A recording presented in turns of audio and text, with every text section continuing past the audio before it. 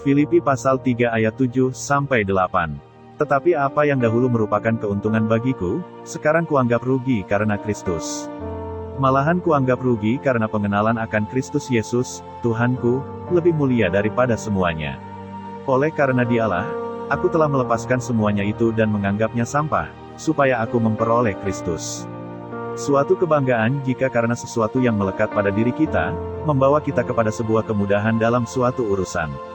Kemudian hal itu dianggap sebagai keuntungan, karena kita memiliki nilai lebih daripada orang lain. Tetapi bagaimana jika apa yang kita anggap sebagai nilai plus itu, harus kita tinggalkan? Kita harus melepaskan apa yang menjadi kebanggaan, atau keuntungan menurut penilaian kita. Karena ternyata, ada hal yang lebih berharga, yang kita temukan dalam Kristus Yesus. Paulus, sebelum dia mengenal Kristus, Paulus merasa beruntung menjadi orang bersunat, suku Benyamin, ahli hukum Taurat, dan menaati Taurat tanpa cacat. Bahkan, menjadi tokoh pembela agama Yahudi, dengan menganiaya para pengikut Kristus. Tetapi setelah bertemu dengan Kristus, pandangannya berubah total. Semua kebanggaan yang lama itu, dianggapnya sebagai kerugian dan sampah, dibandingkan dengan pengenalannya akan Kristus.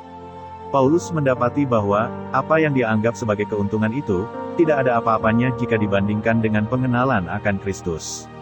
Bagaimana dengan kehidupan kita? Apakah kita menganggap bahwa semua yang membanggakan di dunia ini seperti keinginan daging, keinginan mata, dan keangkuhan hidup, itu masih bernilai, dan belum kita buang ke dalam tong sampah kehidupan kita?